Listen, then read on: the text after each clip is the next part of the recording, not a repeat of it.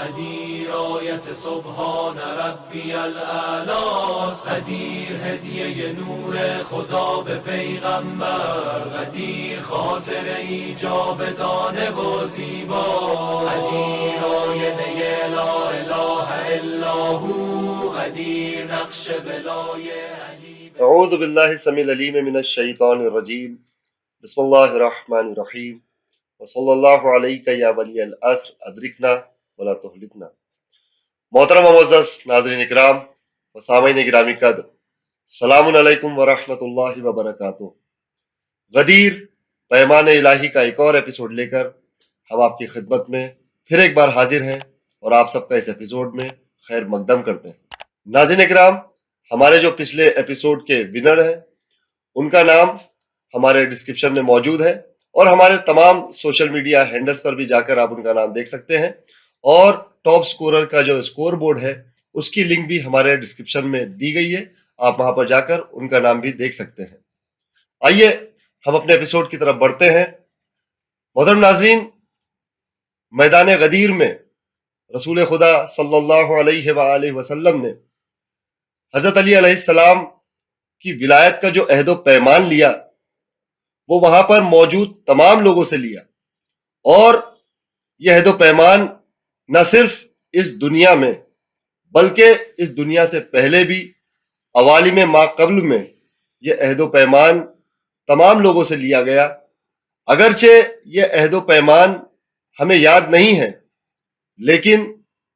اس کا تذکرہ قرآن مجید اور روایات میں واضح طور پر موجود ہے، اور اس سے پہلے بھی ہمارے ایپیسوڈ میں اس کا تذکرہ ہو چکا ہے۔ ہمارا جو آج کا موضوع ہے وہ یہی عہد و پیمان جو غدیر خم کے کھلے میدان میں دن کے اجالے میں 1.25 لاکھ حاجیوں کے درمیان جو حضرت علی علیہ السلام کی ولایت کا عہد و پیمان لیا گیا اس کے متعلق ہے، یعنی غدیر میں بیعت علی علیہ السلام۔ جی ہاں ناظرین، غدیر میں بیعت علی علیہ السلام، اس موضوع پر گفتگو کرنے کے لیے ہمارے ساتھ موجود ہیں جناب شبیع الحسن رضوی صاحب۔ شبیع الحسن صاحب، السلام علیکم ورحمۃ اللہ۔ علیکم السلام ورحمۃ اللہ وبرکاتہ۔ ہمارا جو آج کا موضوع ہے غدیر میں بیعت علی، ہم چاہیں گے کہ آپ ہمارے ناظرین کے لیے اس موضوع پر مزید روشنی ڈالیں۔ انشاءاللہ۔ اعوذ باللہ السمیع العلیم من الشیطان الرجیم، بسم اللہ الرحمن الرحیم، وصلی اللہ علیہ یا ولی العصر ادرکنا۔ گلزار بھائی، سب سے پہلے تو ہمیں یہ جاننا بہت ضروری ہے کہ غدیر قم کے میدان میں رسول خدا صلی اللہ علیہ وآلہ وسلم نے جو امیر المومنین کی بیعت لی گئی، یہ بیعت اس سے پہلے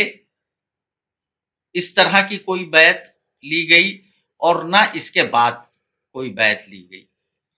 رسول اللہ صلی اللہ علیہ وآلہ وسلم نے غدیر کے خطبے میں واضح طور پر پورے دین کا خلاصہ کیا۔ حضور صلی اللہ علیہ وآلہ وسلم نے غدیر سے پہلے اس قسم کا کوئی خطبہ دیا اور نہ غدیر کے بعد اس قسم کا کوئی خطبہ دیا۔ حالانکہ آپ صلی اللہ علیہ وآلہ وسلم نے اسلام کی تبلیغ کے 23 سال میں متواتر مولا علی کی جانشین کا اعلان کیا۔ اگر ہم اس بات پر غور کریں تو ہمیں یہ پتہ چلے گا کہ اسلام کی تبلیغ کے آغاز سے ہی، جیسے اسلام کی سب سے پہلی دعوت ذوالعشیرہ، وہاں سے لے کر کے ہر موقع پہ رسول اللہ نے امیر المومنین علیہ السلام کی جانشینی کا اعلان کیا، لیکن جیسا اعلان آپ نے میدان غدیر میں کیا ہے مولا علی کی ولایت کا، ایسا اعلان، ایسا اہتمام کہیے آپ، کہ وہ رسول اللہ نے پہلے کبھی نہیں کیا۔ آئیے ہم دیکھتے ہیں کہ غدیر میں علی علیہ السلام کی بیعت کس طرح لی گئی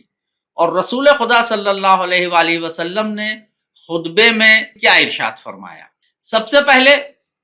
لَإِنِّي قَدْ بَعَيَّعْتُ اللَّهَ، یعنی یقیناً میں نے اللہ کی بیعت کی ہے، یعنی رسول اللہ نے اللہ کی بیعت کی ہے اور علی نے میری بیعت کی ہے، اور میں خدا عز و جل کی طرف سے لوگوں سے بیعت لے رہا ہوں۔ یہاں اس سے یہ بات ظاہر ہو جاتی ہے کہ رسول اللہ نے اللہ کی بیعت کی ہے، مولا علی نے رسول اللہ سے بیعت کی ہے، اور رسول اللہ کی طرف سے لوگوں سے بیعت لے رہے ہیں۔ اس کے بعد آپ فرماتے ہیں فَمَن نَقَصَ فَإِنَّمَا يَنْقُصُ عَلَى نَفْسِهِ، اس کا مطلب یہ ہے کہ اور جس نے اس بیعت کو توڑا یعنی غدیر قم میں مولا علی کی بیعت کو اگر کسی نے توڑا تو اس نے اپنے خلاف اقدام کیے، اپنے اوپر اس نے ظلم کیا۔ بس مجھے یہ حکم دیا گیا کہ میں تم سے بیعت لوں اور تم سے عہد و پیمان کا اقرار لوں جو اللہ عز و جل کی جانب سے میں لے کر آیا ہوں، علی علیہ السلام اور ان کے بعد ائمہ علیہ السلام کے بارے میں۔ آپ فرماتے ہیں معاشر الناس فاتقوا اللہ، اے لوگو اللہ سے ڈرو اور علی امیر المومنین، حسن، حسین اور ائمہ کی بیعت کرو جو پاکیزہ اور باقی رہنے والی نسلیں ہیں۔ یہلک اللہ من غدر، جس نے انکار کیا، جس نے غداری کی اس بیعت کے ساتھ، اللہ اس کو ہلاک کر دے گا۔ وَيَرْحَمُ مَنْ وَفَا، اور جس نے اس بیعت کے ساتھ وفا کی اللہ اس پر رحم کرے گا۔ فَمَن نَقَصَ فَإِنَّمَا يَنْقُصُ عَلَى نَفْسِهِ، اور جس نے بیعت کو توڑا اس نے دراصل اپنے خلاف اقدام کیے۔ اے لوگو جو علی علیہ السلام کی بیعت کرنے، ان کی ولایت کو قبول کرنے اور انہیں امیر المؤمنین کہہ کر سلام کرنے میں سبقت کرے گا، اولئک الفائزون فی جنات النعیم، وہ ان کامیاب لوگوں میں ہوگا جو نعمتوں والے باغات میں ہوں گے۔ تو ناظرین اکرام، غدیر میں بیعت علی کے حوالے سے جو باتیں ہمارے سامنے پیش کی جا رہی ہیں، جیسے کہ جو غدیر کا خطبہ رسول اکرم صلی اللہ علیہ وآلہ وسلم نے فرمایا، اس میں پورے دین کا خلاصہ پیش کیا، اور خاص یہ کہ وہاں پر صرف علی علیہ السلام کی بیعت کی گفتگو نہیں ہو رہی ہے۔ رسول اکرم صلی اللہ علیہ وآلہ وسلم اپنے خطبے میں باقاعدہ 12 اماموں کی گفتگو کریں کہ ان کی تمام 12 اماموں کی بیعت کی جائے، اور جو بھی بیعت کرے گا ان کے بارے میں فرماتے ہیں کہ وہ فائزون میں سے ہیں، وہ کامیاب لوگوں میں سے ہیں، اور جو بھی اس سے پلٹے گا یا اس سے اپنا منہ پھیرے گا وہ غدار ہے۔ آئیے اور اس کے بارے میں دیکھتے ہیں کہ تو شبیر حسن صاحب یہ بتائیے کہ اب جو رسول اکرم صلی اللہ علیہ وآلہ وسلم نے خطبہ بیان کیا، اب بیعت جو لی گئی وہاں پر اس کا اہتمام اور انتظام کس طریقے سے کیا رسول اللہ نے وہاں پر؟ خطبے کے بعد لوگ رسول خدا صلی اللہ علیہ وآلہ وسلم اور امیر المومنین علیہ السلام کے پاس گئے تاکہ پہلے رسول اللہ صلی اللہ علیہ وآلہ وسلم کی بیعت کریں اور پھر امیر المومنین کی بیعت کریں اور ان کو مبارکباد بھی پیش کریں۔ رسول خدا صلی اللہ علیہ وآلہ وسلم نے فرمایا تمام تعریفیں اس خدا کی ہیں جس نے ہم کو تمام عالمین پر فضیلت عطا کی۔ تاریخ میں ملتا ہے کہ وہاں موجود لوگوں نے بلند آواز میں کہا کہ ہم نے آپ کی بات سنی اور اس کے رسول کے فرمان کی دل، جان اور زبان سے اطاعت کی، اور اس کے بعد رسول خدا صلی اللہ علیہ وآلہ وسلم امیر المومنین علیہ السلام کے پاس جمع ہو گئے اور بیعت کرنے میں ایک دوسرے پر سبقت حاصل کرنے کی کوشش کرنے لگے اور دونوں کی بیعت کی۔ ایک بہت بڑا ہجوم تھا جو ان کے ساتھ بیعت کرنے میں سبقت کرنے کی کوشش کر رہا تھا۔ کیونکہ لوگوں کی تعداد بہت زیادہ تھی، اس لیے منظم طریقے سے رسول اللہ نے بیعت کرنے کے لیے 2 خیمے نصب کروائے۔ خیمے اس طرح سے نصب کیا کہ لوگ پہلے رسول خدا کے خیمے میں داخل ہوتے تھے، آپ کی بیعت کرتے تھے، آپ کو مبارکباد دیتے تھے، اس کے بعد واپس جانے کا راستہ نہیں تھا، اسی خیمے میں سے مولا علی کا خیمہ لگا تھا، پھر وہاں سے آگے بڑھ کر کے وہ مولا علی کے خیمے میں جاتے تھے، ان کی بیعت کرتے تھے، ان کو مبارکباد دیتے تھے، اور مولا علی کو امیر المومنین کہہ کر خطاب کرتے تھے۔ قابل توجہ بات یہ ہے گلزار بھائی کہ اس بیعت سے پہلے رسول اللہ نے کبھی یہ نہیں کہا کہ مجھے مبارکباد دو۔ اسلام کے آغاز سے لے کر کے غدیر قم تک رسول اللہ نے جتنے بھی امر اللہ سے وحی کے ذریعے لائے، کبھی انہوں نے یہ نہیں کہا اپنی نبوت کا کہ آپ مجھے مبارکباد دیجئے، لیکن ولایت مولا علی ایسا امر تھا کہ جس کے لیے رسول اللہ نے یہ کہا کہ مجھے مبارکباد دو۔ اس طریقے سے مردوں نے جو ہے وہ مولا علی کی بیعت کی، اور یہ بیعت کا سلسلہ 3 دن تک چلتا رہا۔ 3 دن لوگوں نے مولا علی کی بیعت کی۔ شبیر حسن بھائی، واقعاً یہ انتظام اور اہتمام جو بیعت کا لیا گیا، کس طریقے سے، اور یہ بات عقل میں آنے والی نہیں ہے کہ لوگ اتنے اس طریقے سے بیعت کرنے کے بعد اس چیز کو بھلا بھی سکتے ہیں کہ لوگوں کو غدیر یاد نہیں ہے۔ اچھا، یہ جو آپ نے کہا کہ یہ مردوں نے اس طریقے سے بیعت کی، تو وہاں ہجوم میں تو جو لوگ موجود تھے وہاں پر، تو اس میں خواتین مستورات بھی تھیں، تو ان کا بیعت کرنے کا طریقہ کیا تھا؟ خواتین کے لیے رسول اللہ نے یہ اہتمام کیا تھا کہ ایک بڑے سے برتن میں پانی رکھا گیا اور اس میں بیچ میں پردہ حائل کیا گیا۔ ایک طرف سے خواتین اس پانی میں اپنا ہاتھ ڈالتی تھیں اور دوسری طرف سے مولا علی اسی پانی میں اپنا ہاتھ ڈال کر کے بیعت لیتے تھے۔ اسی طرح ازواج رسول اللہ صلی اللہ علیہ وآلہ وسلم نے بھی اسی طرح مولا علی کی بیعت کی۔ اب اگر کوئی بھی ازواج امیر المومنین کے خلاف جاتی ہیں تو اس کا مطلب یہ ہے کہ انہوں نے اس بیعت کو توڑا۔ اور غدیر قم میں جناب فاطمہ زہرا سلام اللہ علیہا خود بھی موجود تھیں۔ تو ناظرین، یہ طریقہ تھا کہ جس طریقے سے غدیر قم کے میدان میں مولا کائنات علی علیہ السلام کی جو بیعت عورتوں نے یعنی مستورات نے کی، یہ دیکھتے ہیں اور کیا رسول اکرم صلی اللہ علیہ وآلہ وسلم نے اس بیعت کے سلسلے میں اور کیا اہتمام کیا۔ اس میں سب سے بڑا اہتمام تو یہ تھا رسول اللہ کا کہ انہوں نے اپنا ذاتی امامہ جس کا نام صحاب تھا وہ مولا علی کے سر پہ باندھا اور اس کا ایک حصہ مولا علی کے بازوؤں پر باندھا، اور مولا علی ارشاد فرماتے ہیں کہ جنگ بدر اور جنگ حنین کے اندر وہ ملائکہ جنہوں نے مولا علی کی مدد کی تھی وہ اسی طرح امامہ باندھے ہوئے تھے۔ تو ناظرین، جیسا کہ ہم اس گفتگو میں دیکھ رہے ہیں کہ کس طریقے سے رسول اکرم صلی اللہ علیہ وآلہ وسلم نے اس غدیر خم میں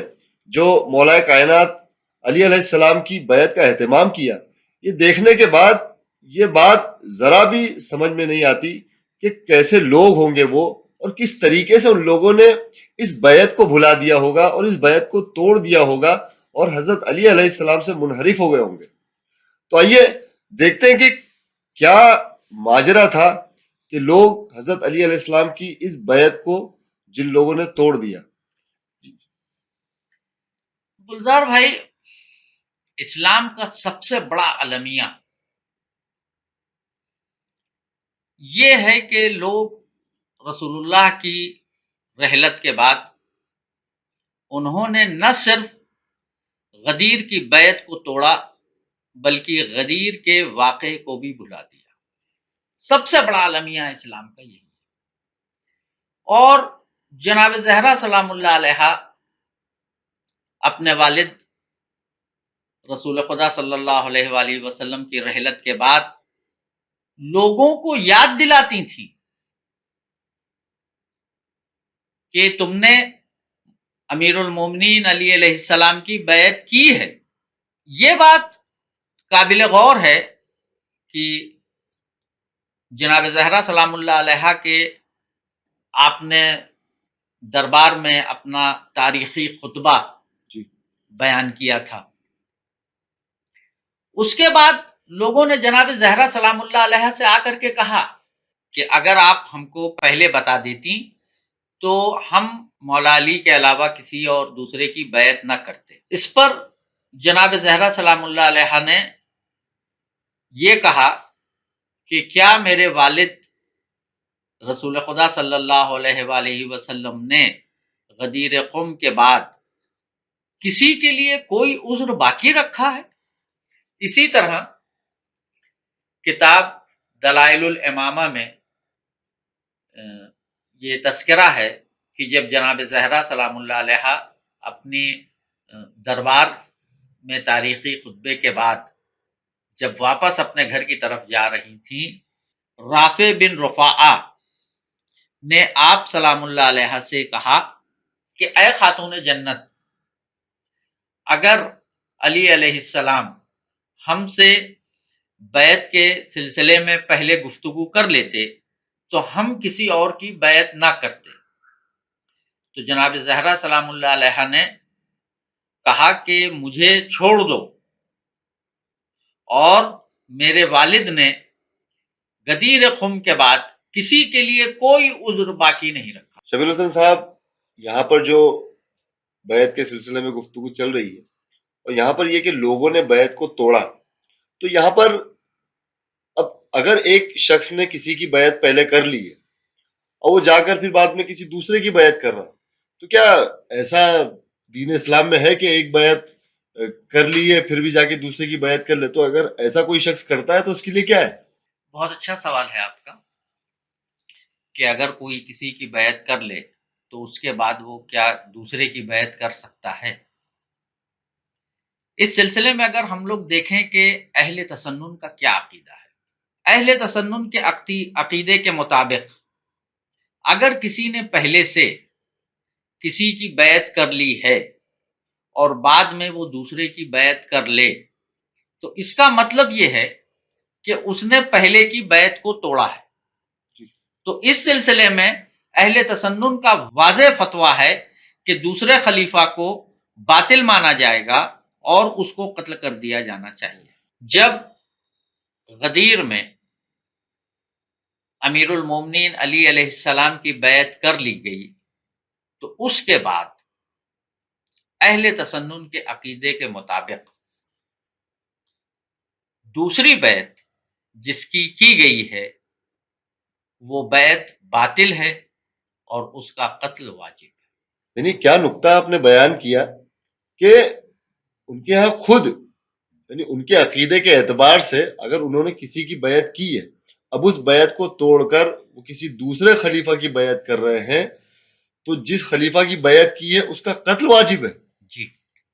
اور آخر میں جس نے امیر المومنین علی علیہ السلام کی بیعت کو قبول کیا اور اس پر باقی رہا، یقیناً اللہ اس کے گناہوں کو معاف کرے گا، اس پر نظر کرم کرے گا، اسے اپنی جنت میں داخل کرے گا اور اس کے درجات کو بلند کرے گا۔ اور جس نے بھی اس بیعت کو توڑا وہ چاہے جتنے بھی نیک اعمال انجام دے دے، وہ بارگاہ الہی میں قبولیت کے مستحق نہیں ہے۔ نہ صرف یہ کہ ان کے اعمال نہیں قبول ہوں گے، قیامت کے دن ان پر اللہ کی لعنت ہوگی اور جہنم ان کا ٹھکانہ ہوگا۔ ہم اللہ سے دعا کرتے ہیں کہ جناب زہرا کے وسیلے سے اللہ ہم کو اس عظیم نعمت پر قائم اور دائم رکھے۔ شبیر حسن صاحب، ہم نہایت مشکور ہیں آپ کے کہ آپ نے اس موضوع یعنی غدیر میں بیعت علی کے حوالے سے بہت ہی بہترین اور جامع گفتگو پیش کی۔ تو ناظرین اکرام، جیسے کہ آپ نے غور فرمایا اس گفتگو کو کہ کس طریقے سے لوگوں نے اتنی واضح طور پر مولا متقیان علی ابن ابی طالب علیہ السلام کی جو بیعت رسول اکرم صلی اللہ علیہ وآلہ وسلم نے لی ہے، وہ کرنے کے بعد بھی اس سے لوگ مکر گئے اور اس بیعت کو لوگوں نے توڑا۔ اور ہم نے یہ بھی دیکھا کہ اگر کوئی بیعت کو توڑنے کے بعد، ایک خلیفہ کی بیعت کرنے کے بعد اس کو توڑ دے اور دوسرے کی بیعت کرے تو وہاں پر اس کا کیا انجام ہوتا ہے۔ تب جس طریقے سے لوگوں نے رسول خدا صلی اللہ علیہ وآلہ وسلم کی نافرمانی کی اور علی علیہ السلام سے بیعت کو توڑا، تو ان لوگوں سے ہم تو بس یہی کہیں گے کہ قول نبی نہ یاد رکھا تم نے کیا کیا، دامن علی کا چھوڑ دیا تم نے کیا کیا، اور بغض علی میں جا کے سقیفائیوں کے ساتھ اپنا ضمیر بیچ دیا تم نے کیا کیا۔ اور محترم ناظرین، رسول اکرم صلی اللہ علیہ وآلہ وسلم کا وہ اہتمام اور وہ انتظام جو غدیر کے میدان میں تھا، اس کو اس طریقے سے کیا کہ وہاں پر یہ بھی فرمایا کہ اس بیعت کی، اس اعلان کی اہمیت کو واضح کیا کہ ہر حاضر پر یہ واجب ہے کہ غائب تک اس پیغام کو پہنچائے، اور ہر باپ پر یہ واجب ہے کہ اپنی اولاد تک اس پیغام کو پہنچائے۔ اور ہماری دا اسٹرانگ روپ ٹیم کی بھی یہی کوشش، ایک چھوٹی سی کوشش ہے کہ اس پیغام کو آگے بڑھا رہے ہیں، اور یہ پیغام جو بڑھتا جائے تو رسول اللہ کا جو اہتمام کہ قیامت تک جس کے بھی دل میں ولایت علی کی حرارت موجود رہے گی، وہ یہی کہتا ہوا نظر آئے گا کہ صدیوں کا فاصلہ ہے میرے ان کے درمیان، صدیوں کا فاصلہ ہے میرے ان کے درمیان، لیکن میں جانتا ہوں کہ میں تھا غدیر میں۔ آئیے ناظرین اکرام، اسی کے ساتھ ہم ہمارے اس ایپیسوڈ کو یہیں پر اختتام پذیر کرتے ہیں، اور آپ سب سے الوداع لینے سے پہلے آپ کو یاد دلاتے چلیں کہ ہمارا جو روز غدیر کا اسپیشل ایپیسوڈ تھا، یعنی ہمارا 8واں ایپیسوڈ، اس کی لنک ابھی بھی ایکٹیو ہے، اور آپ اس کوئز کے جواب 22 ذی الحج تک یعنی ہمارے آخری ایپیسوڈ تک دے سکتے ہیں۔ لہٰذا اگر آپ نے اس دن کا ایپیسوڈ نہیں دیکھا ہے تو آپ سے گزارش ہے کہ آپ جلد سے جلد اس ایپیسوڈ کو دیکھیں اور اس کے کوئز کے جلد سے جلد صحیح جواب دیں، تاکہ آپ اس کا جو اسپیشل پرائز ہے یعنی ایران کی زیارت، اس کے لکی ڈرا میں شامل ہو سکے۔ ایک اور بات کہ اس ایپیسوڈ کے اختتام ہوتے ہی ہمارا جو آج کا کوئز ہے اس کے لنک بھی ایکٹیو ہو جائیں گے۔ آپ سب سے گزارش ہے کہ آپ وہاں پر جا کر جلد سے جلد سوالوں کے صحیح جواب دیں۔ آئیے اسی کے ساتھ ہم آپ سے لیتے ہیں الوداع۔ خدا حافظ، التماس دعا، یا علی مدد۔